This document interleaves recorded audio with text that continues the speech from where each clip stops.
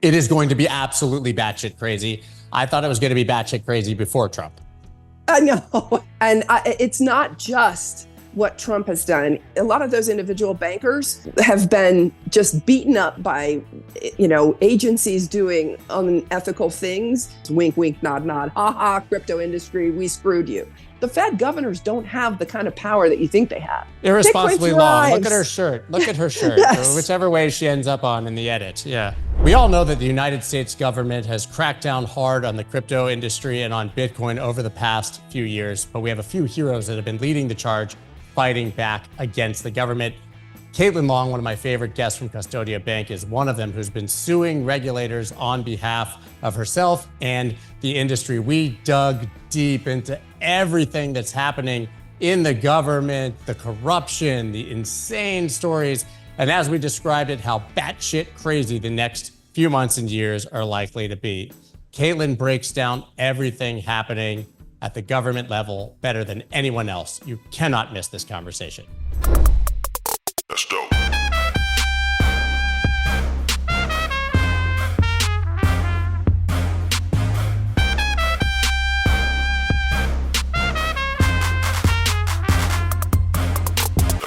Caitlin, it's been quite a while, and I'm so happy to be back with you because things were horrible last time we spoke. And it seems like the tides, the winds, whatever euphemism you want to use, have massively changed in the past few months. So I want to talk about that generally, but then I do want to get more specifically into Custodia and Operation Choke Point 2.0, because I feel like that's still happening. Let's speak more generally. It definitely is. So politically, things have turned, especially in the United States. We've now got 2 of the 3 candidates that are going to be on the presidential ballot who are hardcore Bitcoin supporters. I know there are folks questioning whether Trump really believes in it. It doesn't matter. It's in the Republican platform, and he got it in the Republican platform, and he is surrounded by people and has been consulting with several folks from the industry. I won't confirm. I can. The tide has turned, and it's not just what Trump has done. It is also the moderate Democrats, and I am one who's been very grateful and outspoken with gratitude for their attempts to try to get Biden to see that this is politically just toxic for him. And yet he's sticking with his deal with Elizabeth Warren, apparently. She still controls those agency heads, and she controlled the appointments process and the policy for domestic financial and economic policy for Biden. And she's still in charge, and boy, they're doubling down. So to your point, Operation Choke Point 2.0 is absolutely still happening. Crypto investors in the United States face some major challenges. One of them is that there's almost no way to get exposure to the asset class inside of your traditional investment vehicles. The other thing is the taxes. They are absolutely atrocious. What if I told you there was a way to solve both of these problems? Well, there is, and it's with a self-directed IRA from iTrust Capital. Guys, not only can you open a new self-directed IRA and fund it with the limits each year, but you can actually convert over from your 401k, your Roth IRA, any other IRA that you already have, and you can do that tax-free, just transferring over the balance, and then you can go to cash, buy as much Bitcoin as you want, and not pay taxes when you sell it. You absolutely have to try this if you are in the United States. Use the link down below. It's bit.ly/itrust-scott. That's bit.ly/itrust-SCOTT. You have to try this now. Well, there's so much to unpack there. I want to stay on the White House and the Biden administration for now, because interestingly, as you said, they've seen that it's politically unpalatable to raise an anti-crypto army and to push that narrative. So publicly, because of Trump's pivot, we've seen the White House at least make theoretical strides to reach out to the industry. They did the roundtable with Ro Khanna, who is very pro-Bitcoin, objectively on the left. And there are people there, but they still vetoed SAB 121. You still have Carolyn Crenshaw being up for reconfirmation. So this feels like one of those watch what I do, not what I say situations. It's such a great point, because there's something even more egregious, and it's subtle. And folks have just started to figure it out. The industry, I think, it's been scratching its head because the first reaction was, oh, the ice might be thawing at the SEC.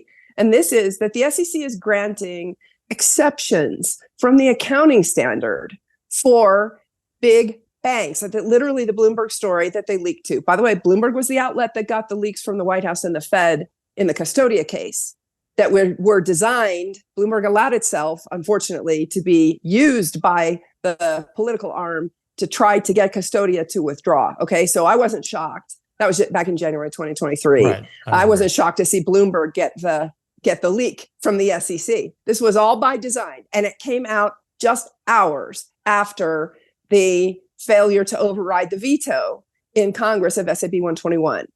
Here comes this Bloomberg story with a high-placed SEC official saying, oh, the SEC is granting exceptions to the accounting rule. First of all, step back and think about that. Exceptions to the accounting rule? Are you kidding me? The SEC did not implement that accounting rule in accordance with the Administrative Procedure Act in the first place, because a change that big needed to go through public notice and comment.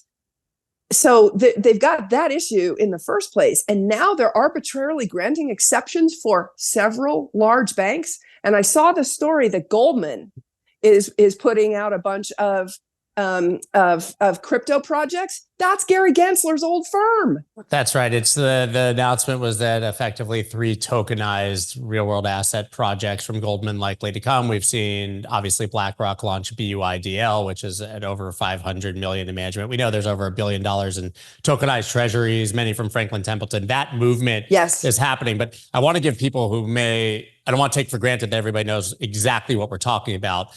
When it comes to SAB 121, this was that accounting rule that was sort of a memo, but it basically disallowed the largest banks and institutions in the United States from custodying crypto assets, or at least from listing them as assets. They had to list them as a liability, so they have to have cash on the other side of the balance sheet. Nobody's going to custody $1 billion in Bitcoin if they have to have $1 billion in cash against it. But what's interesting to me here is that this is one of those cases where the Democrats very much pushed back against the White House and Elizabeth Warren. Elizabeth Warren stood on the floor of the Senate and basically begged them not to do it. And Schumer and 9 other senators went the other way, and then 70 Democrat congressmen. So this was a bipartisan effort that the White House said they would preemptively veto, and then followed through even after the vote came in a way they never expected. And this would have allowed Wall Street institutions to custody Bitcoin, which is probably what you would think the administration would want, to get it out of the hands of the crypto natives. So none of this makes any sense. Exactly.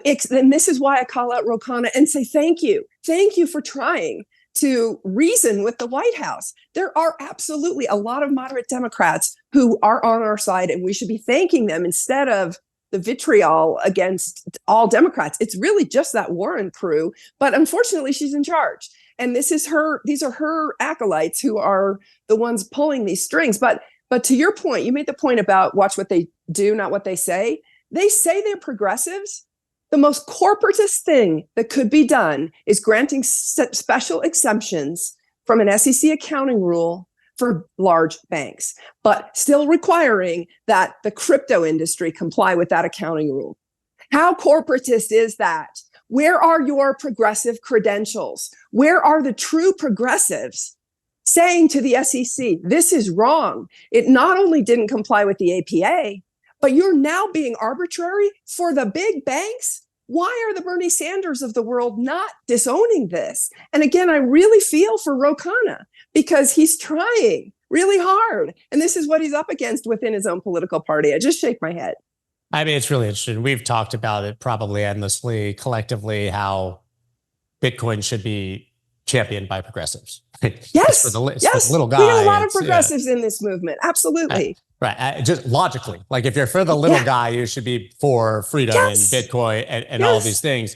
So it means that there's something much more sinister going on. And I don't think it's necessarily across the party. But listen, Elizabeth Warren cut her chops. She got famous by screaming from the mountaintop that after the 2008 Great Recession, no Wall Street heads went to jail. Where's the accountability? Why are these people not in trouble? She was right. But Yeah. how do you factually square that, a decade and a half later with the fact that we know that her money is coming from the banks? We know these exceptions are being granted for this reason. We know the anti-crypto army was raised for this reason. Listen, I've had John Deaton on countless times. Well, the anti-crypto army of one. Yeah, I've had. I was going to say it's now her and Gary Gensler. But I've had John Deaton on a number of times. I know you're friends with him and a big supporter. He outwardly says, "Listen, J.P. Morgan's writing her bills." Yes. I mean, I don't know that, but right. I can't vet it. I'm telling you, look at the reality, right? I mean, it was interesting because both the crypto industry and the large banks were lobbying against SAB 121. And I think it's very interesting that, 4 hours after the veto fails to be overridden and the progressives are taking a victory lap because we're still killing the crypto industry, here comes this leaked story from a senior SEC official, which has subsequently been confirmed by SEC spokespeople. But here's my understanding, because I'm talking to people trying to figure out what is really going on here, because there's actually something really good for Custodia. We should flip to that in a minute. Please. That comes from that. But here's the thing. The SEC is saying, it's confidential supervisory information. We can't talk about this. The SEC is not a bank regulator. And so they're now trying to say, well, we're absolutely not subject to the APA because they ignored it, so far got away with it. They're absolutely not subject to congressional oversight because they're saying, we can't explain how we're giving these exemptions. And we're not going to publicly say, by the way, it's just our big bank friends that are getting these exemptions. Wink, wink, nod, nod. Ha ha, crypto industry, we screwed you. Okay, that is exactly what they're saying in their actions. So it's the whole thing. It's going to be overturned. I actually think, I was talking with somebody in the legal community last night, that when there is a lawsuit brought, which there will be, there might be a temporary restraining order. This is such an egregious violation of the law that there might be a temporary restraining order. And I encourage whoever sues over SAB 121, it won't be the big banks because they got their exemptions. I encourage whoever sues to go for equitable relief here, because this is such an egregious overreach. But it's part of the pattern. And to your point earlier, we're going to, while these folks are still in control at the agencies, they're doubling down.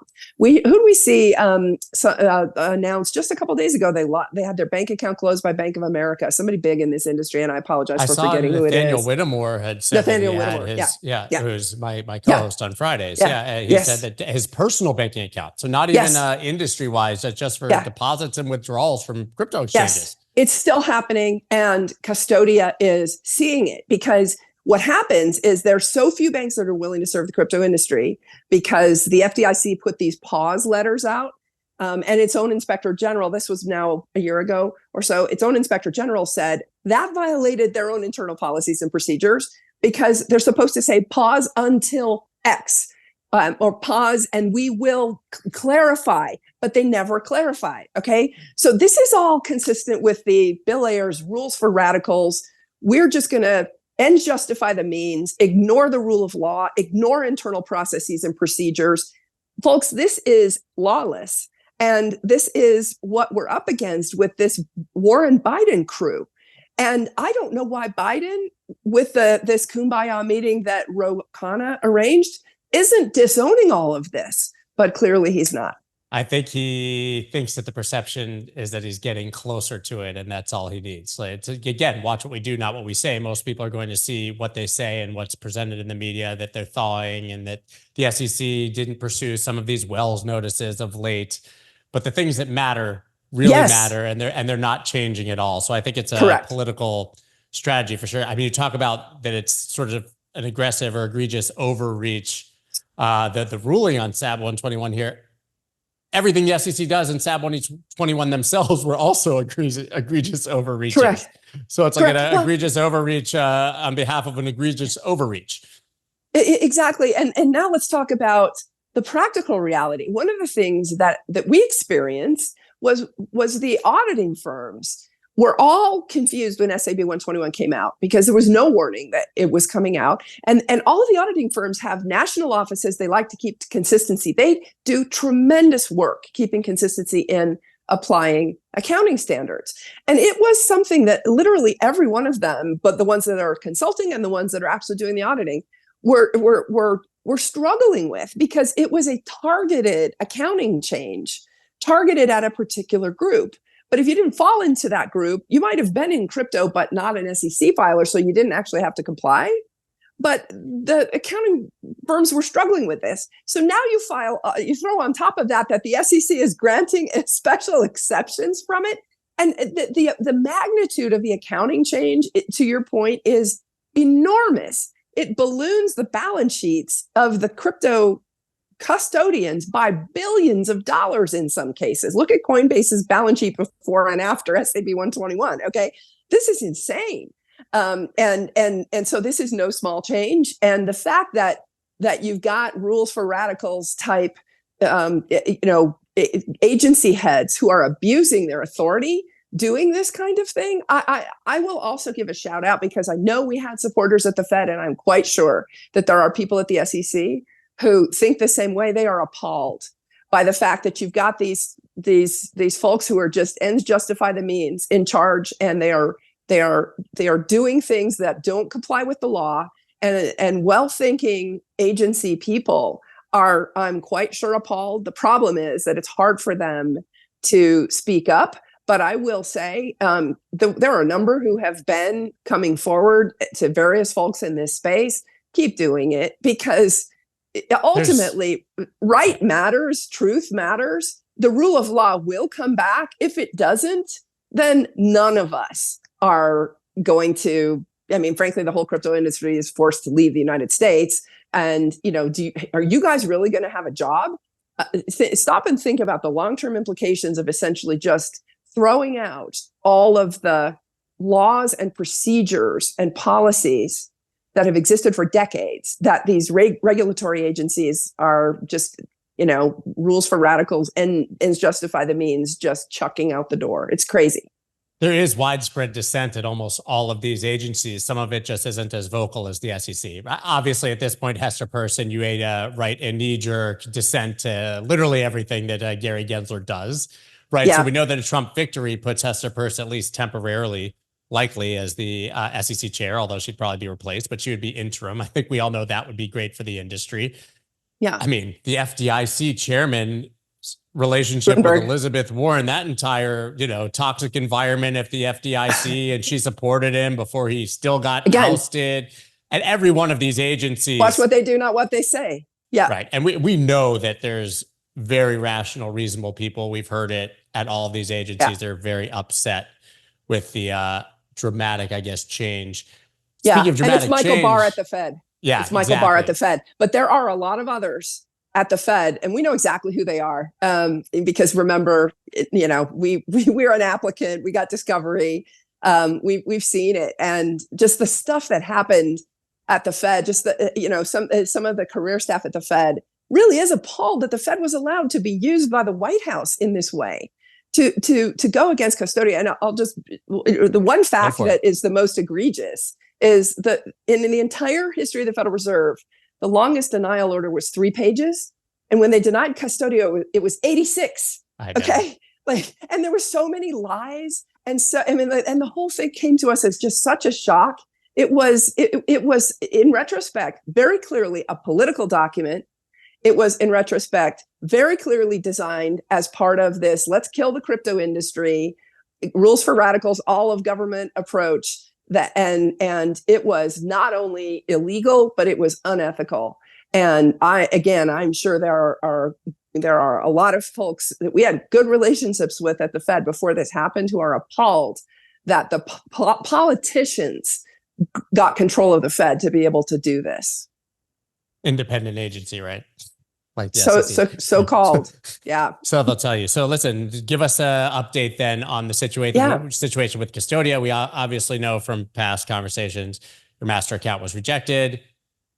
You sued. Yeah. Hey, at this point, that process is on autopilot. We filed the appeal, had some very interesting amicus briefs filed. That's great. Custodia has been operating now. We're coming up on our 2-year anniversary this fall. Okay, so we've been operating with 2 hands behind our back. We've had to deal with debanking from our banking partners. But here's one message that I would say. We are operating in certain states. We are live with multiple banking partners, and we are looking for more. And here's the irony. The SAB 121 news, the fact that the SEC is granting exceptions, that's great for Custodia because a lot of banks are going to, and by the way, I speak out against it, right? So I'm not talking my own book, but a lot of banks are going to be looking for a bank partner for Bitcoin custody. And the regulatory agencies have rightfully been cracking down on third-party risk management. You've seen what's gone on with Evolve and Synapse. Trust, Fortress. Well, of course, right? Okay, so the fact that somebody out there, Custodia, has been complying with a version of what's called the FFIEC exam manual that has been adapted for crypto, which is what the state of Wyoming did. We meet the third-party risk management requirements of banks. A lot of, if not all of, the crypto industry's companies are not going to meet those requirements. And what's happened is the requirements have been ratcheted up a lot since SAB 121 came out. So what happened is some banks either downsized or laid off and shut down their teams when SAB 121 came out because there was no chance they were going to make substantial revenues. And so we interviewed a lot of the people. Some of them were working for Custodia. We survived it. We came to the other side. Now here come all the banks again. Now, this is a double-edged sword. I will be putting a blog post up, literally saying, here come all the banks. I think we're calling it, here come, the banks are coming to Bitcoin. It'll be up in the next day or two. It's a double-edged sword, but there is a huge advantage for a bank as a custodian. I'm a not your keys, not your coins Bitcoiner. However, a lot of companies cannot legally custody their own Bitcoin. I was going to say, you can't just buy a couple. MicroStrategy can't buy a few billion here and there and throw it on a ledger and hope for the best. Correct. Right. So they are going to work with third parties, and you do want your third party custodian to be a bank for legal reasons. And this is ironically what the SEC is getting at. The SEC is right that banks have special protections for consumers because in bankruptcy, the assets under custody are going to remain owned by the customer. They're not going to be pulled into the bankruptcy estate. We have just seen in the bankruptcies of Celsius and BlockFi how custody assets were deemed to be owned by the customers, but they still got pulled into the bankruptcy estate. The custodian customers of Celsius ended up agreeing to take 72.5 cents on the dollar. So they took a 27.5% haircut, even though the assets were deemed by the bankruptcy judge to be owned by the customers. Why did they agree to that? Because it was going to take years to wait out all the clearing of preferences. And just 2 weeks ago, the bankruptcy trustee sued a bunch of Celsius customers who got their money out before it failed to claw back those transactions. Okay. This is what happens with non-banks. 90 people who withdrew 90 days before when there wasn't even a hint that a bankruptcy is coming are effectively being clawed back because they may have known and withdrew ahead of it. So let me give you the punchline. That doesn't happen with banks. When banks fail, the receivership structure is designed to protect the consumer. When a non-bank fails, the bankruptcy structure is designed to bring assets into the estate to give as much as possible to the shareholders and other creditors. Yeah. Okay, big difference. The consumer is deprioritized in a bankruptcy. The consumer is the priority in a bank receivership. So this is why you want a bank. This is why ultimately, as a legal entity, I'm not talking about like you want an incumbent bank.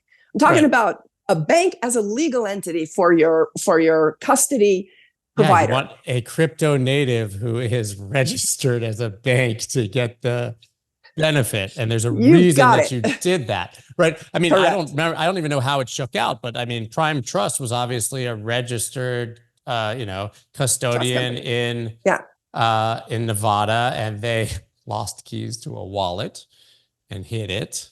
But I don't know how that's played out, but apparently not particularly well. Yet, well, because they got dragged into bankruptcy court. This is the point. Banks cannot be dragged into bankruptcy court. So, all right. So what you want is a bank as a legal entity. Now, here's the thing. Because the SEC they recognize that this is a structural advantage for banks as legal entities. This is structurally why they're not wrong on SAB 121 to say, hey, we want the customer's assets to be guaranteed to be owned by the customer in the event of the failure of the institution. But they should have made that distinction in SAB 121 from the very get-go. Right. Instead, what they did was say, all right, we're trying to sweep the entire industry out of this country and kill it. So, all right, we're not making that substantive distinction. We're just throwing out this accounting rule without public notice and comment. This kind of thing would have been pointed out to them 2 years ago. So the SEC substantively is not wrong. For decades, the SEC has been worried about this. They don't like trust companies as custodians because the trust company cannot guarantee that in bankruptcy, a preference doesn't come into play that causes the customer's assets to be haircut. And that's exactly what happened. Celsius wasn't a trust company, but that's the point. There's a very black and white line between a bank and a non-bank. There are exactly two banks operating that comply with 11 USC 109 that are crypto native. And 11 USC 109 is the thing that says a bank can't be drawn into bankruptcy court. There are two that fit this bill. Custodia and Kraken Bank. That's right, because they're registered as a bank in Wyoming. Right. You got it. Not coincidentally. Yes. So this is big, important stuff. So I will say the banks have been awful. The dirty ball that's been played by the lobbying organizations and by certain bankers. I mean, when the Custodia story comes out, it's going to be jaw dropping. But I will say also, we are so grateful to a lot of banks and individual bankers who have supported us. A lot of those individual bankers have been just beaten up by, agencies doing unethical things. And so they love it that somebody's standing up to them.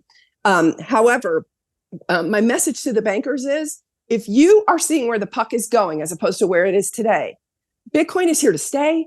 You now are able to get back into this business as a custodian. And a lot of you had to dismantle your businesses. Come talk to Custodia, because we check boxes that non-bank crypto companies cannot check for a whole bunch of reasons. All the third-party risk management, all the novel activity supervision program stuff that's come out from the bank regulators since SAB 121. And here we are. So sub-custody relationships, partnerships. We'll talk to anybody about anything. Come on in, info@custodiabank.com. Let me preface this by saying I'm a huge fan of Coinbase and I love them. But as you describe this, which I've never heard it described as such, it makes me scratch my head that Coinbase is the institution custodying almost every single ETF, including BlackRock.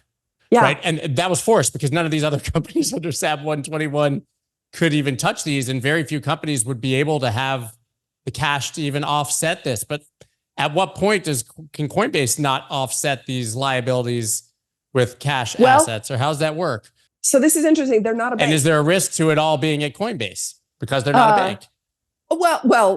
Yes, because of this issue, right? So it's a trust company. Yeah, it's just like the prime trust issue, right? Exactly. There's a risk, absolutely, and that's one of the reasons why you're starting to see the ETFs diversify.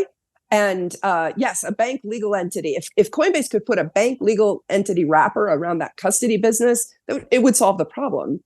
The challenge is that the gatekeepers in DC don't want crypto native companies to become banks, right? So the two companies, Custodia Bank and Kraken Bank, the subsidiary of Kraken, are Wyoming entities that, of course, the Fed is unlawfully blocking access to Fed master accounts. So, and we've all, in Custodia's case specifically, we applied for FDIC insurance. So, I will say that I'm aware that pretty much all, if not all, of the largest crypto companies in the U.S. have tried to obtain bank charters. For this reason, they all know that ultimately you've got to be a bank to be a custodian long term. That's why the entire securities custody industry is inside banks. It's very rare when a trust company is a custodian for, a pension fund or an endowment or a mutual fund. It's all banks for this reason.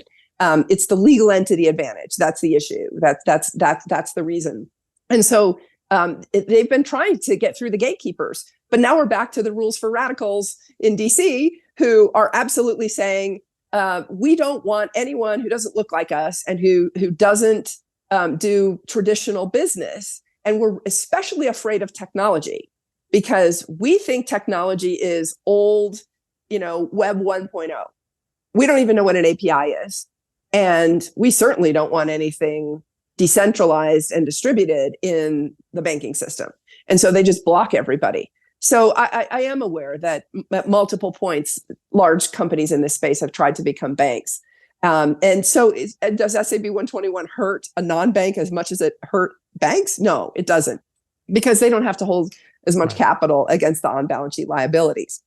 But still, it's a problem. And if you're somebody who's consuming the financial statements of Coinbase, go look at the before and after SAB 121 accounting statements. It's radically different. And so how are investors supposed to parse that? You've got to become an expert in this stuff.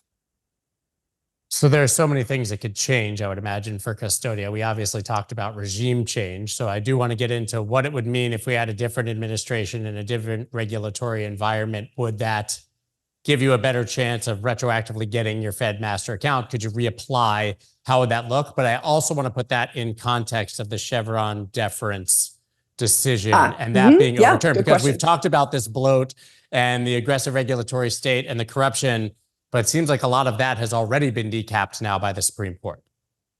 Yes. Well, it's kneecapped, but the actual application of it still has to work its way through the courts.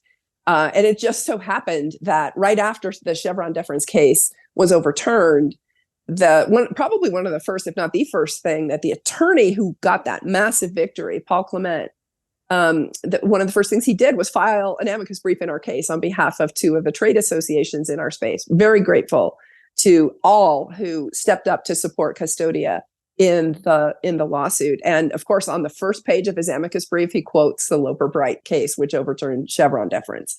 So, we'll see. But it just so happens that our case is one of the early ones that's lined up that could be impacted by it. But of course, I don't want to speculate because I can't give legal advice. I got to defer to the attorneys on that one. But it is at a macro level true that there were multiple cases that came out of the Supreme Court at the end of this last term that clipped the wings of federal agency authority. And there was a terrific article for the bankers who are listening, a terrific article written yesterday by Michelle Alt of Claros Group, looking at 4 of the cases. And she ends up concluding 2 things. One, that the Fed's going to have to grant master accounts to more non-traditional organizations like Custodia, and that there will be more applicants because the FDIC has been discriminating against anybody who isn't plain vanilla. And of course, we experienced that at Custodia. We couldn't get FDIC insurance in 2021 when we tried.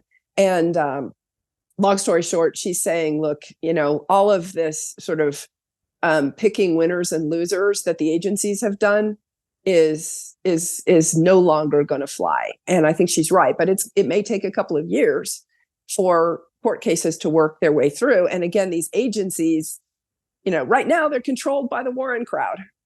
Non-specific to Custodia then, because I know you can't speak to that. We have a wide breadth of cases from regulators against our industry and even beyond, but certainly the notable ones being Coinbase and Binance, obviously from the SEC, Ripple still ongoing, and others.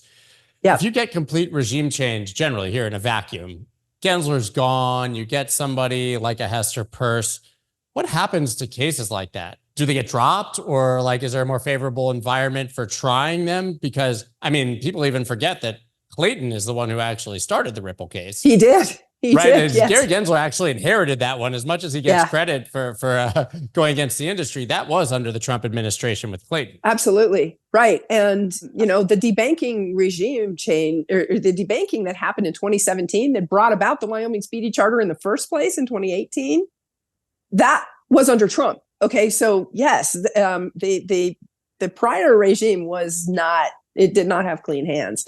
So we don't know. It's a great question, Scott, because Arthur Hayes has been warning, hey, Trump doesn't ideologically believe in any of this. He was being opportunistic. And that may very well be true. He got it in the platform. That means he's putting his heft behind it. But listen, and I don't do politics. It always comes out that like we're all massive Trump supporter, whatever. We have to talk about our industry, and this is the reality of where it's at. where But it I is do right think now, that regardless if he ideologically believes in crypto, we do know that he ideologically believes in deregulation. We do know that. And to be clear, I don't endorse anybody. I will talk to anybody on either side of the aisle. Same. Or independents, right? So I very clearly don't endorse anybody, but I will speak out against the regime that's trying to kill our industry and that's trying to kill my company. Okay. And that's the Biden-Warren crew. So that's where I come from. But yes, we don't know this. He definitely wants deregulation, but we don't know who he's going to put in place. I mean, he said he wanted deregulation and he put Steve Mnuchin in as Treasury Secretary.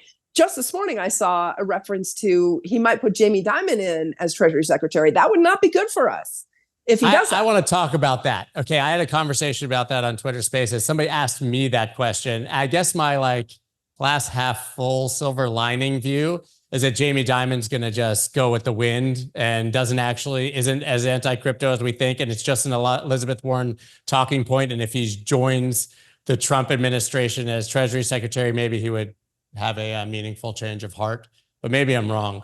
I just believe they're all politicians one way or another, and we're saying what's favorable to them in the moment. I mean, JP Morgan does a lot of business in the crypto industry. Yes, I know they do. I know they do. They've also debanked a lot of companies in the crypto industry. I agree with you that it wouldn't be good. So there's a lot of reasons both ways. Yeah, I think he's part of the blockchain, not Bitcoin crowd. I know he is. Yeah. And just today the BIS came out with a clarification on banks using stablecoins, and it was designed to help the banks that have their own permissioned network stablecoins and screw the tethers and USDCs that use permissionless backends for their stablecoins. In other words, a private blockchain. JP Morgan coined. Exactly. And that was not how it was originally drafted. So I look at it and throw my hands up and say, all right, well, if the banks want to have their own little corpo coins, to borrow Andreas Antonopoulos's phrase, then, okay, let them have their own corpo coins. Right, that's not going to talk to each other with their little system between them. That doesn't affect us. It doesn't affect us. That is actually a practical usage of the technology, to be fair. For sure. And they are having some benefit of that. And remember, I came from an investment bank that was working with corporate treasurers. I was trying to solve some of these real pain points for corporate treasurers and saw that our technology would help do that. But, and by the way, I went through a blockchain, not Bitcoin phase in my career. I went to an enterprise blockchain startup from 2016 to 2018, thinking that we were going to, just like the adoption of the internet, go walled gardens first before we tear down the walls, intranet before internet. And that's not what happened. Not really. I mean, it may come back, but in effect, these two systems ended up developing parallel. So you still have the JPM coin, and they've done several billion of transactions between their customers.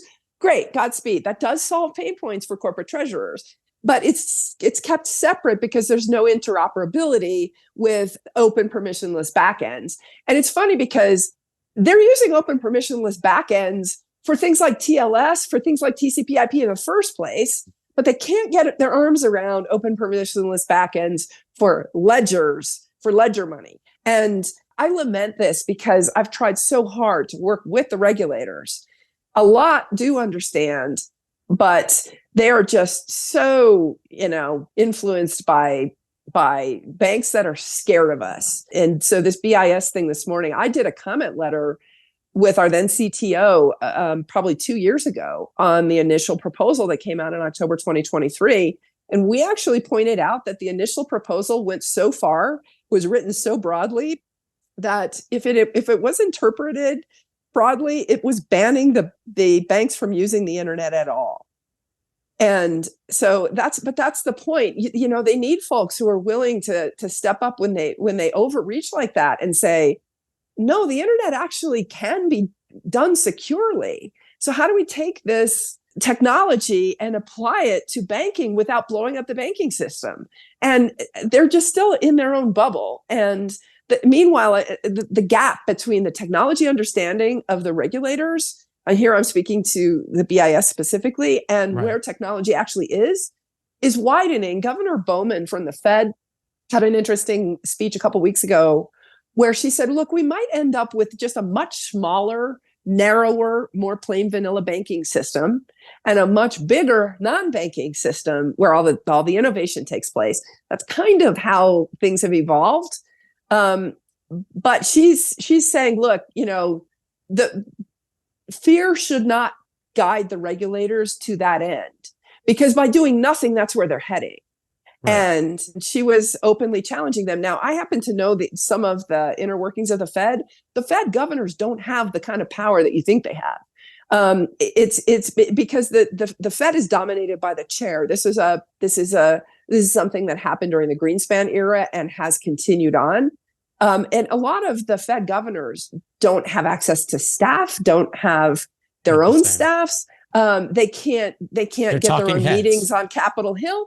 Exactly. It's very different. They're like press agents who go up and give the speech and the talking points. They don't have real power. Right. And clearly they were told by Jay Powell and Michael Barr, vote against Custodia, right? Because even people that we knew were favorable towards Custodia, when push came to shove, voted against us. This was all, again, the history is that Michael Barr had a meeting to talk about Custodia's application 2 weeks after FTX.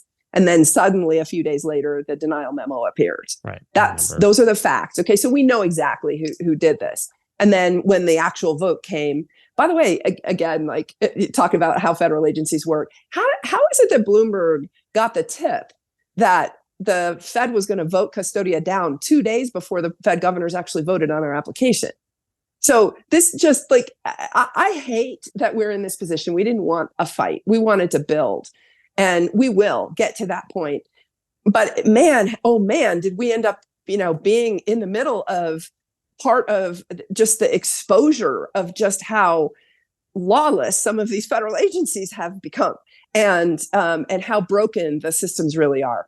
BIS isn't our agency, so I guess it's agencies all around the world. But you brought up stablecoins, and I didn't necessarily intend to talk about it, but I think it's a really important topic right now because, as you just pointed out, that would sort of eliminate the incumbents and move the responsibility to banks. Some of the proposals in the United States actually would be very bad for a Tether, for example, even though Tether is arguably helping the United States government and the dollar by buying so many treasuries. But it would effectively eliminate them because they're not issued by a bank that's chartered in the United States. So that is, again, pushing it towards the bank. I had a conversation with Palo Arduino from Tether just last week. And he was actually saying that they have issues with MiCA, the new regulation in Europe, because they want them to go to the banks who are fractionally reserved and won't really fully back the stablecoins the way that Tether does. So there's a lot of irony and strange bedfellows. Unbelievable irony. Yeah. So how should stablecoins be handled by a government or a regulator or central, whoever it is that's tasked with that? It's really challenging here. Well, so here's what's interesting. The BIS was ahead of the Biden-Warren crew in its recommendations that banks can hold up to a certain percentage, a small percentage, but a certain percentage of group 2 crypto assets, which include things like Bitcoin and Ethereum, issued on open public permissionless chains. The US absolutely banned that. Yeah. So Biden Warren have been behind the BIS. Now what's going to end up happening if Biden is no longer president is whoever does take the presidency is very likely to get ahead of the BIS. They're just going to ignore what the BIS just did, and which was to say, well, you cannot hold anything other than a bank-issued permissioned stablecoin on a bank's balance sheet. And they're probably just going to ignore that. To your point, the BIS is not our agency. It's a central bank for central banks, and it doesn't have direct authority over the U.S. So the U.S. can decide to adopt things like the Basel III capital requirements, but every country that adopts them usually adopts them with some twists. and they don't take it word for word. And so the BIS is trying to get everything to be coordinated globally, but they never, of course, get 100% coordination. So the U.S. can just ignore all that, to be honest. And I think it might. So now we're into a really interesting question. And Arthur Hayes had a really interesting point. Should we try to get a crypto regulation bill in the United States now, or should we wait until after the election? There's a real debate about that. And I will say this, if the Republicans don't keep the House, then Maxine Waters will become House Financial Services chair again, and she will block all crypto bills. So funny, because she was working on one with SBF, but okay. Well, again, yeah, right. She will block the crypto bills that should be passed. Let's put it that way. Right. But so here's the point. No one knows what the outcome of the election is going to be. It's just a batshit crazy scenario, and just I think it's going to get crazier. It just got very, very, very crazy. And man, what happened over the weekend just shook a lot of us. Watching it, it was incredible. And the thing that I can't stop watching is the recreation of Trump's head. If he had not turned his head, what would have happened? I mean, that is how close that was. Holy cow. And again, I'm not making a political statement here. I'm just, praying for the country that everybody calm down. Cooler heads need to prevail. We should not have political violence. And long story short, the rhetoric got there, and it, and it happened. So how do we calm it down? I hope it does calm down, but it's probably not going to. I fear that it's not going to. So anyway, but without getting down. Yeah, well, let's step back. Like, why is it that we have such fights like this? Because there's so much power in these elected offices. What if somebody went in and actually massively cut the power of the office? That's what Milei is doing in Argentina. Then you wouldn't have such fights over it. No one knows who the president of Switzerland is, because the president of Switzerland doesn't have much power. So really, if we actually had somebody who was philosophically committed to the founding principles of the United States, which is decentralization of power and separation of powers and checks and balances, that's the most important thing that keeps the United States together. Then, wow, maybe we wouldn't have such fights. But what we've had is, a 50-year trend towards centralization of power and authority at the top, including at the top of Congress.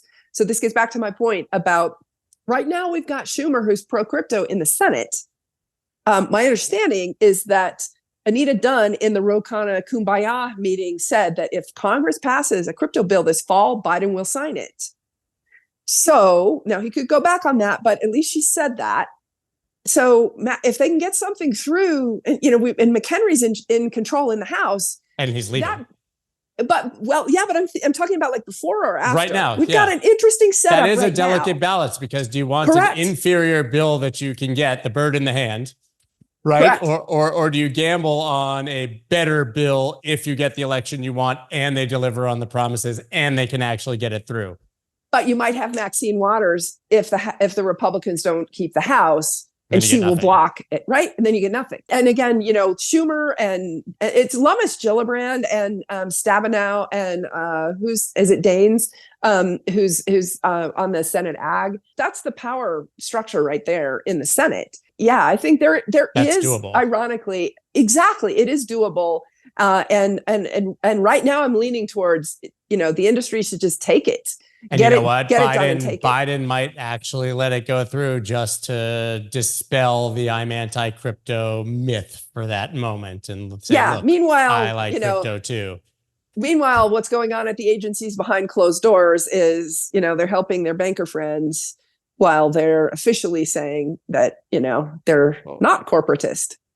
We talk about the decentralization of the United States government. We've got 4 branches, right? Executive, legislative, judicial, and BlackRock, JP Morgan. Yeah, right. Yeah. I don't know. That does all get overblown. But I concede. I mean, as somebody who's literally faced it, the Fed is a club. And the Fed doesn't like to let people in who don't look like them. And, it's one of the few industries that has not been disrupted by tech, really, and has not been has not had kind of, the great opening of equality of opportunity that allows the diversity of this country, the small d diversity of this country, to contribute to the industry. If you just look at the number of banks that are owned by women, by African Americans, by Hispanics, by Asian Americans, it is stunningly low, just shockingly low. It's less than 1% in aggregate. That's insane. Right. And so this is literally the old boys club. And I wonder how many of them are multi-generational. Good point. Yeah, good point. Because there are 4,400 banks in the United States, of which only 18 are women owned and only 7 are African American owned. I mean, these are stunningly low numbers. That is literally insane. I had no idea. Correct. But this is the point, because it's been, the gatekeepers have kept anyone who doesn't look like them or come from the right background. I mean, if you go back and read what the Fed said about Custodia, we didn't have the right experience. The first thing that popped into my head when I read that, because it's, first of all, it's just a joke, right? For me, not having banking experience, come on. But the interesting question is, it popped into my head like, this is what a whites only country club would have said to an applicant who didn't have the right pedigree in the 1970s. And like, why is the Fed still doing this? Why is their own inspector general, who has a commitment to equality and as stated on its website, why did they not why was there no repercussion for any of this? It's insane. Interesting, because I was going to say that Custodia has a double whammy that probably is problematic at the Fed. You have a triple whammy. Now you're led by a woman. That's the one that I didn't have in my mind, right? But clearly you just made the case. That's what Bitcoin, right? Yeah. Obviously, like you dare use the word. And 3, you dare not be a fractional reserve bank. And that one has a lot of history, right? Narrow bank, people may not know the history of narrow bank, but other banks have been rejected before for apparently the outright crime of wanting to hold their customers' assets. Yeah. Well, I talked to a very, very senior Fed insider who confirmed to me the only real issue was crypto. Yeah, it was, we got caught up in the, Biden, Warren, Cruz, all of government. We're going to kill crypto. It was Michael Barr who appointed by her, right? Because she got to control the appointees, and he did it. And so it wasn't overreacting to FTX. I keep waiting for cooler heads to prevail. It's so fascinating because there is an issue that was raised in the appeal brief by Custodia's attorneys, and I'm not going to talk about that. It relates to the appointments clause. Okay, we just saw a big appointments clause case come down in the Trump classified documents case. The appointments clause is one part of the Constitution that's actually hot in the legal community right now, because you're seeing some law being made. Okay, it's the same appointments clause point that is made in our case. There was a claim made in the early part of our case that was dismissed by the federal judge. Well, Paul Clement, who is one of, if not the most respected separation of powers experts on the U.S. Constitution. He was Bush's Solicitor General. He was the one who won the Loper-Bright case that overturned Chevron, and had a reference to Loper-Bright on the first page of the amicus brief from the trade associations, just to connect the dots from our earlier conversation. He really went after the Fed in a way that I hadn't thought of before, related to the structure of the Fed being illegal. And a lot of the anti-Fed people have been saying this for a while. It's unconstitutional. And he got very specific. Private banks. Okay, this is the point. It is a bunch of private banks. And so because of the governance of the 12 regional Federal Reserve banks, which started out as private institutions, they are legally corporations that are controlled by the banking industry. So how can the president of one of these Federal Reserve banks be making a gatekeeping decision about a competitor? How's that lawful? Well, under the appointments clause, he laid out it's not. Because, and this is again a hot area of the law, you're seeing a lot of these appointments clause cases bubbling up. The president of the United States has to be able to fire the executive branch officials. And there are independent agencies, and that there's been a lot of litigation over what an independent agency, how much control a federal, the U.S. president has over appointments in independent agencies. But the punchline is that either directly or indirectly, the president of the United States has to be able to fire someone who's doing official US government business. And he laid out that because the Federal Reserve Bank presidents, if they really made the decision in the case of Custodia, which they did not, it was Michael Barr at the Board of Governors, but and they were just executing they were just delivering the decision. Here's the point, that it's not constitutional to have a private citizen doing official US government business. The US president has to be able to fire them, and you cannot layer 2 for-cause protections which is against being fired, which is exactly the structure. But he went even further to say that if you buy that the Kansas City Fed president was solely making the decision about Custodia's application, which was factually not correct, and we dispute that. But if you buy that it doubly creates an even bigger appointments clause problem, precisely because of the thing that the anti-Fed people have been saying for years, which is that the Fed is controlled by private banks doing official US government business. So I will say, because I know Fed people watch my podcasts, we never wanted this fight. Okay, you've now got 3 solicitors general from both political parties involved in this case, and the former Solicitor General of Virginia involved in this case, all lined up against you at the Fed. Okay, we didn't ask for this. You forced us into this. And I'm hoping cooler heads prevail. Well, I think we all are hoping cooler heads prevail, but I think something you said earlier is the best description for what's coming, and that's batshit crazy one way or another.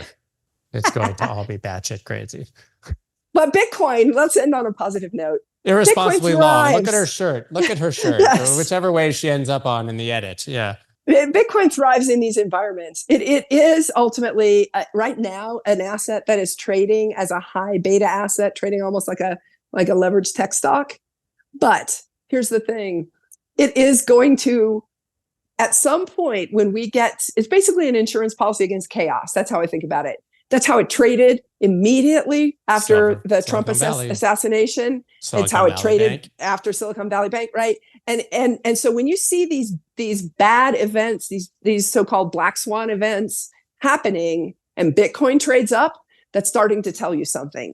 We're starting to get to the point where it's trading as an asset that it really is insurance against a confidence collapse in the traditional system. And I'm hoping that confidence collapse doesn't happen. None of us want to live in that environment. But the more the crazies dig in and put their head in the sand about technology advances, the greater the likelihood that you see this separation that Fed Governor Bowman talked about, that the traditional system just gets more plain vanilla and smaller, and all the innovation happens outside of it.